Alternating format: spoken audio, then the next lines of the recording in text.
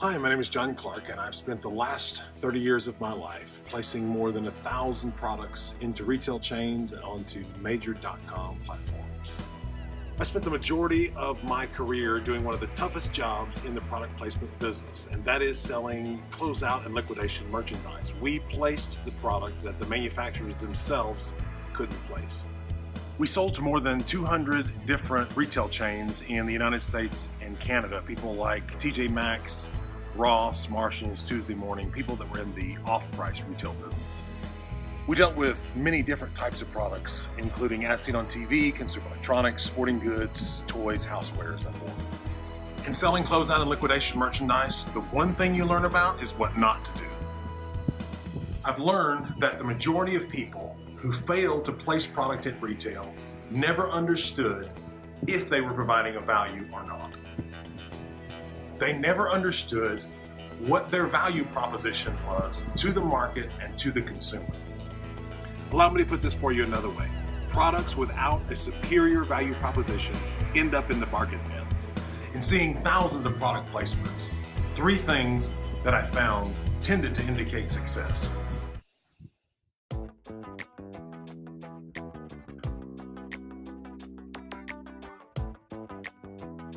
The first is an excellent value proposition based around a genuinely unique idea that can't easily be stolen or copied.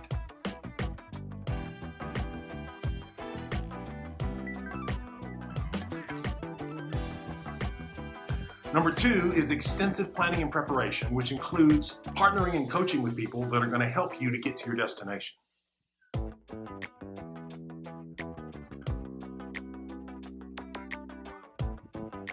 And the third is, you better have the right contacts.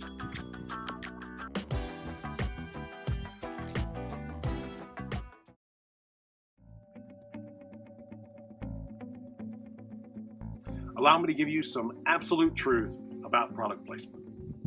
If you have a great value proposition, and if you properly plan and prepare, if you partner with the right people, then you have a shot at meeting a reality changer.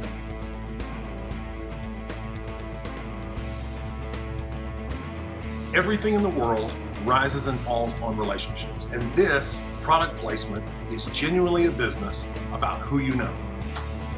Who is a reality changer? Allow me to give you an example.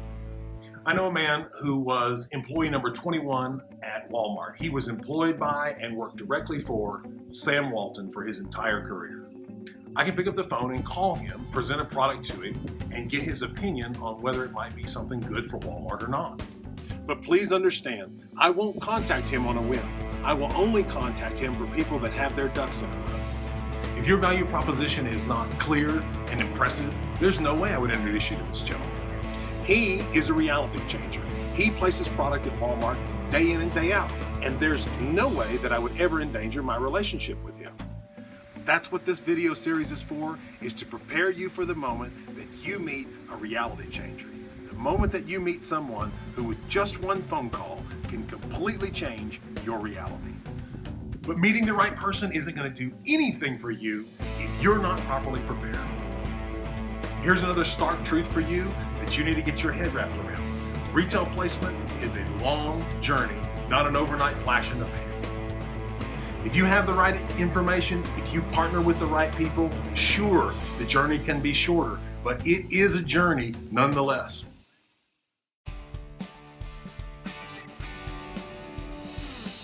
A friend of mine who was in the Special Forces used to tell me endless stories about his time in the service. One of the stories he told me was that a couple of weeks into training, they had them put on their best dress uniforms and prepare for inspection. And after they had finished inspection and made sure that they were absolutely perfect, they had them walk out into a field about 3 foot deep in mud. When they had gotten out into that field of mud, some guys climbed up on watchtowers and started squirting the entire group with fire hoses. And as they were squirting with fire hoses, the drill sergeant got on a bullhorn and started to yell, "If any of you want to leave, leave now. It's only going to get worse from here."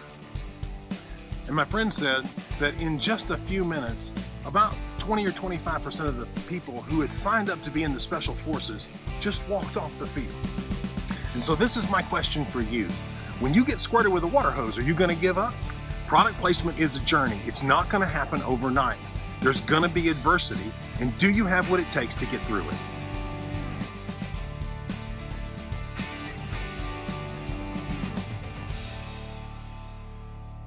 Okay, you're ready not to give up? Good. Now, here's the million-dollar question.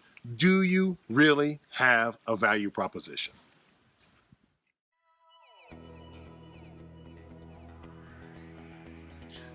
Okay, let's talk about the short version of your value proposition first. In one way, your value proposition is today's version of the elevator pitch. It answers the question, what makes you special in the market?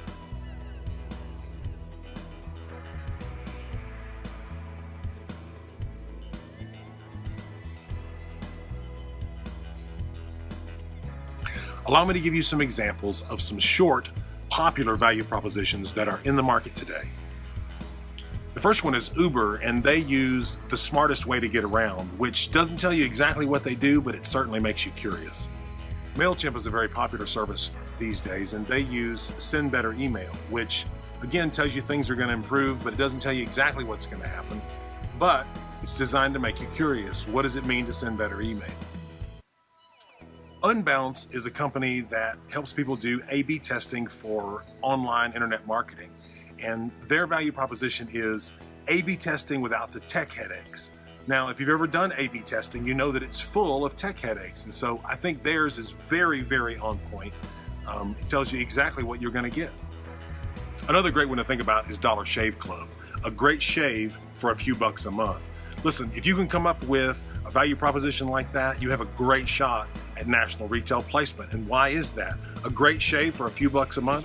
Razors are expensive, they're a hassle, creates curiosity, it's hitting on all cylinders. And that's what you need to be thinking about. What is my short value proposition that's going to draw people in curiously so they figure out who I am and what I'm about?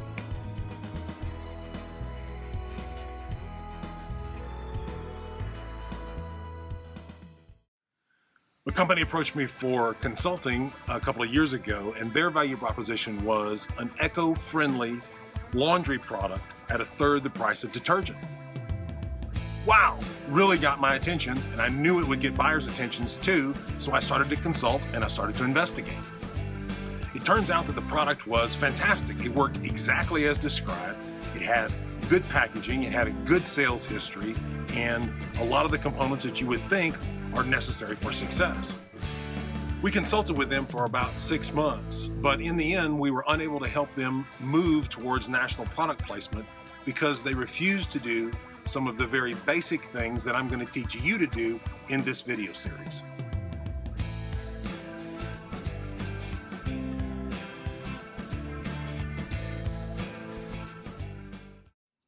So most people today aren't Uber or Dollar Shave Club.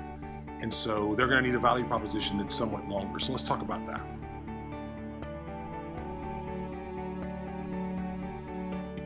Let me give you a better framework for this. A great value proposition has 3 components. A truly good value proposition makes the introduction for you to prospective buyers and creates a stellar first impression.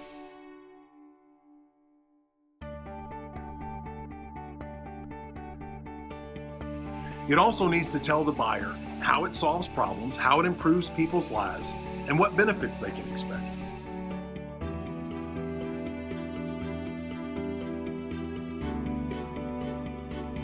And a great value proposition is going to tell the buyer how your product is superior to your competitors.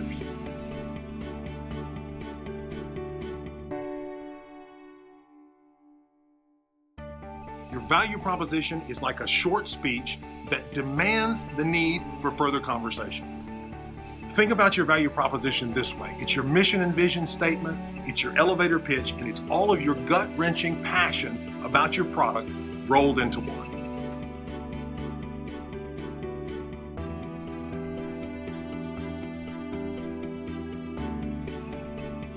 What do you want people to do? What action do you want them to take? What do you want them to remember about your product? What experience do you want them to have? All of these things are important components to your value proposition.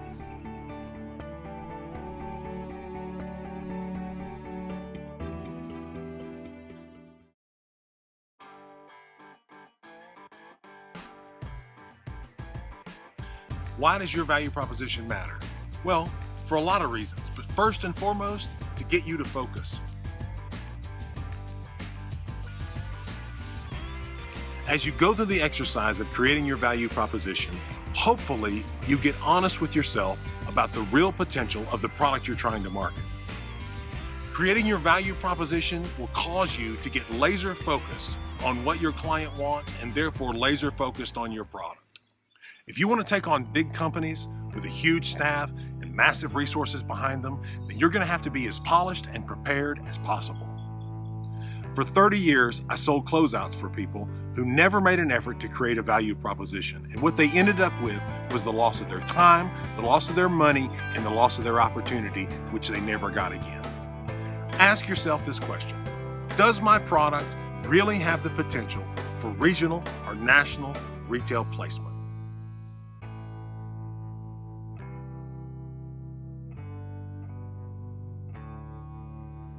Imagine that you and I meet at a trade show. You have to be able to tell me exactly what it is you have to offer and how special it is in just moments. You need to capture my attention or make me curious instantly. Otherwise, you can forget about getting into the big stores. Again, imagine we're at a trade show and I introduce you to a reality changer, and you begin to stutter and stammer about what your product's about how it's going to come to market, how it's going to benefit people. Well, that's it. You're finished. You've blown the opportunity. The reality changer is not going to pay any more attention to you, and neither will the buyer from Best Buy, Walgreens, or Target. If you're unable to convince that reality changer in 30 seconds that your idea is unique and valuable, then you'll have to step aside because, believe it, somebody else is going to do that very thing.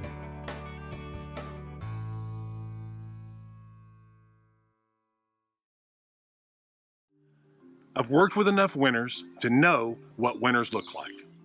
Winners plan and prepare. They're studied and polished. They've gone on a journey, and it shows that they've learned from that journey.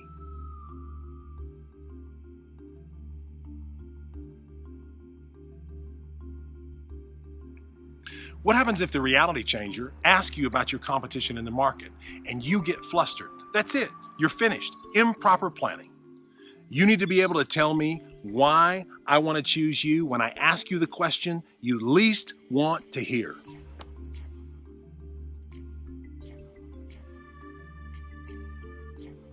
I recently communicated with a manufacturer of essential oils, and the only difference between their product and the product on Amazon, Amazon's choice, was the packaging, except that Amazon's retail price was 50% lower than the people who were communicating with me, asking me how they were going to get to the market. So in essence, they have no idea of value proposition, even enough to just do a basic comparison on Amazon to see what was available.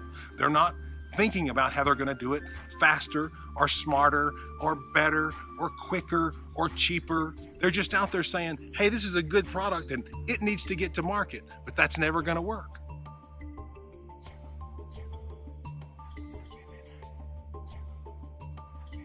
I came across another similar situation with a guy that manufactures hot sauce. His packaging was 10 out of 10. The flavor of the sauce was fantastic. Incredible brand name and great manufacturing capability. But to be honest, the sauce was just nothing different than any other sauce based upon chipotle peppers.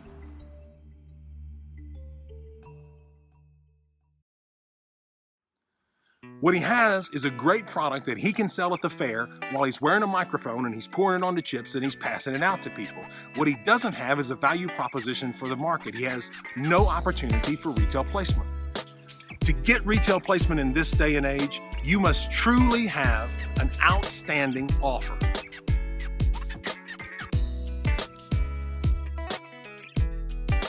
And you really need to know the truth about your product. Do you really have something special and unique or not? And to be clear, I'm not talking about the opinion of your friends. I'm asking you if you have a real, tested value proposition.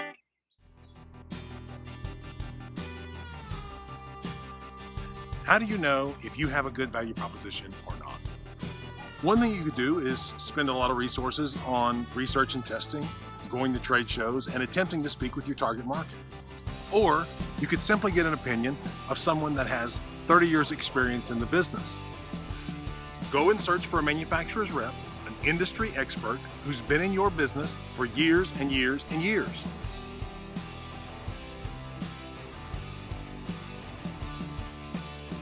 Pay them an hourly rate to answer your questions and help you define specific steps on how you get to market.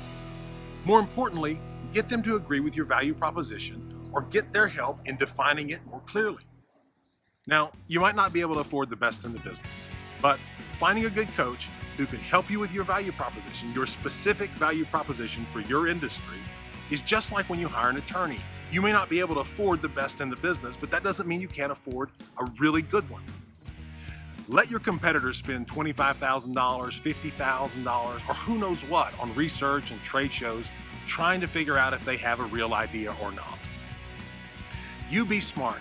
Spend a fraction of those dollars on a manufacturer's rep as a coach, and they can catch you up on decades of their experience. A good coach can look at your value proposition and tell you the truth about what you're facing in the market. The right coach can also give you an unadulterated opinion about your chances for retail placement. If your offering is really special, then they can help you create a value proposition that's going to be extremely meaningful to that reality changer when your moment comes. Do you know what else a person can tell you who's been in the business for 30 years or more? They can give you the principles about your industry and category that have stood the test of time. They will tell you the rules that you absolutely must not break and those that you can bend. And what is that information worth in reality? It is priceless, because just a few hours of conversation can save you tens of thousands of dollars in wasted resources and time. I've personally spent more than $250,000 on personal coaches and on conferences, and I'm still investing to this very day. I have multiple coaches in my life, always, because I always want to grow more, I always want to evolve more, and certainly I always want to create more. Living in Costa Rica for nearly 9 years now, I've had the occasion to trek through the jungle with a guide. I'm absolutely amazed at the number of people who think that they're going to get their product placed at major retail chains across the United States or across the world with no guide whatsoever. Please remember that getting into retail is a journey. It's not like getting discovered by a talent agent. There's a map, and if you follow it, you don't get eaten by tigers. And if you don't follow it, you end up being lunch.